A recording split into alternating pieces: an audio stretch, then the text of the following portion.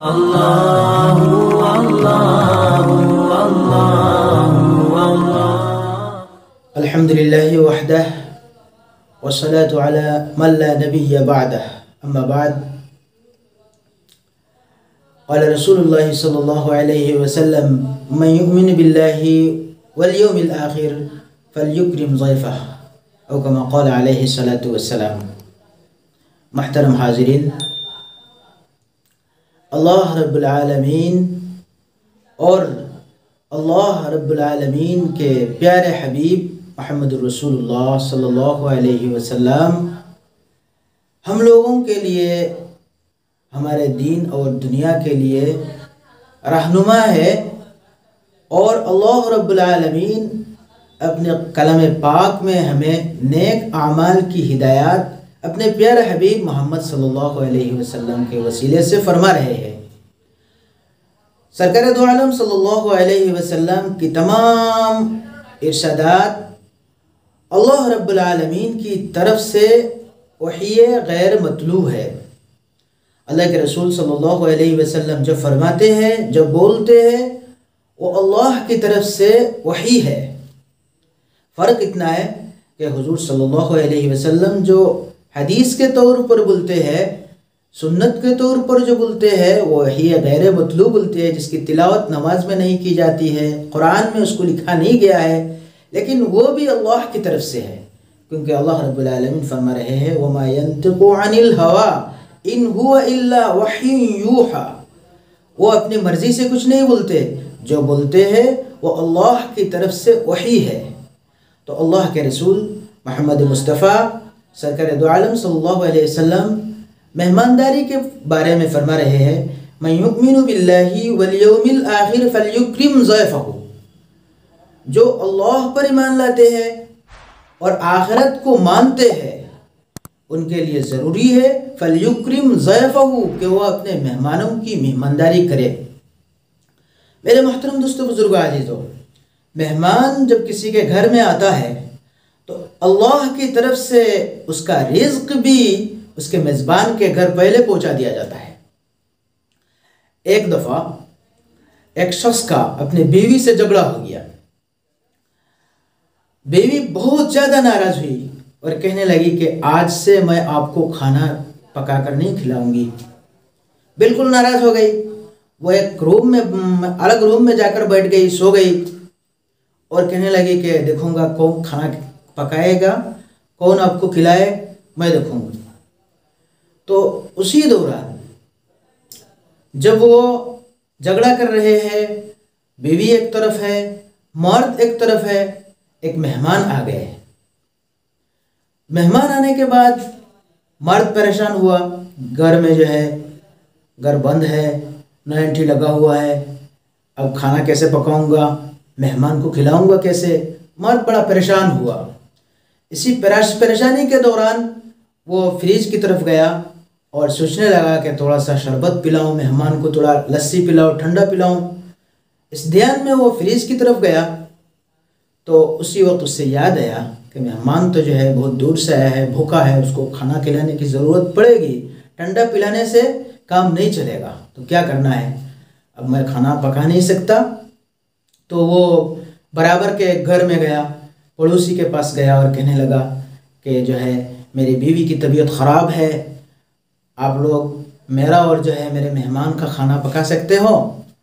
तो वो लोग कहने लगे कोई बात नहीं है, आप जो भी फरमाएंगे हम जो है खुशी से तैयार है। आपके लिए, आपके बीवी के लिए, बच्चों के लिए, मेहमान के लिए, सबके लिए खाना पकेगा, कोई बात नहीं।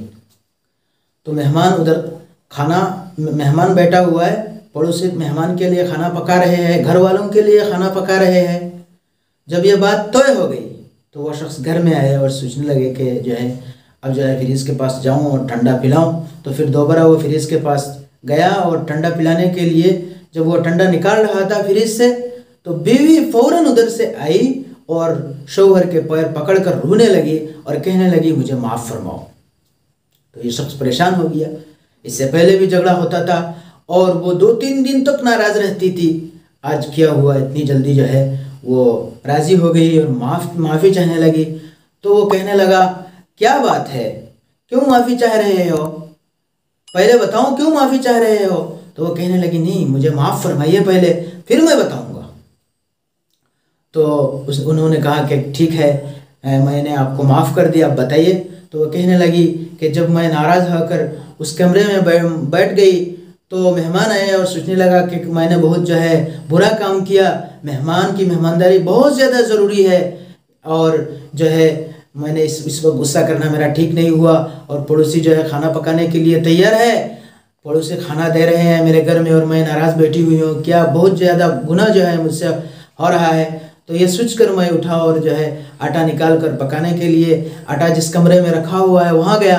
वहाँ जाकर देखने लगा एक सफ़ेद कपड़ा वाला शख्स, एक सफ़ेद दाढ़ी वाला बहुत बुज़ुर्ग आदमी आटा निकाल रहे हैं। और मैंने देखकर जो है मैं पीछे हटने लगा। तो कहने लगे कि डरो मत, मैं अल्लाह की तरफ से भेजा हूँ फरिश्ता हूँ, आपके जो है मेहमान के लिए आटा यहाँ रखा गया था, अब जो है पड़ोसी खाना पका रहे हैं, पड़ोसी के यहाँ जो है मेहमान का जो है रिस्क यहाँ से निकाल कर पड़ोसी के घर में ले जाने के लिए अल्लाह की तरफ से मैं आया हूँ, डरिए मत।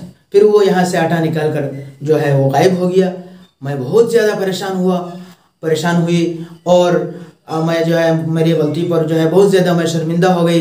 तो आपसे भी माफ़ी चाह रहा हूँ और अल्लाह से भी माफ़ी चाह रहा हूँ, मेरे घर से जो है बरकत ख़त्म हो रही है और मेरे घर से जो है मेहमान का रिज़्क निकल गया है। मैं अल्लाह से और आपसे माफ़ी चाह रहा हूँ, आइंदा कभी ऐसा गुस्सा नहीं करूँगी। फिर जो है वो शोहर से माफ़ी मांगने के बाद शोहर ने माफ़ किया, लेकिन खाना उधर पक गया। तो कहने की बात यह है कि किसी आदमी जो भी कोई भी मेहमान हो, रिज़्क अपना वो खा रहा है तेरे दस्तरखान से।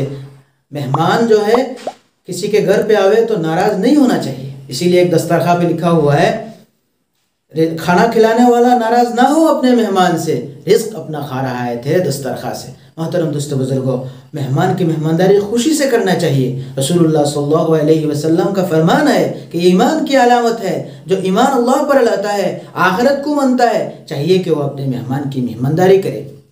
बहुत फजीलत की चीज़ है, मेहमान की मेहमानदारी करने से घर में बरकत आती है, हयात में बरकत आती है और रिस्क और रोटी में बरकत होती है।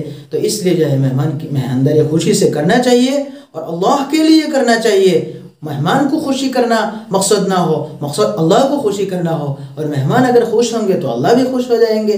तो इसलिए जो है खाना खिलाना और मेहमान की मेहमानदारी करना बहुत जो है नेकी का काम है। हदीस शरीफ में है, रसूलुल्लाह सल्लल्लाहु अलैहि वसल्लम के फरमान में है, बुखारी और मुस्लिम शरीफ में ये हदीस है।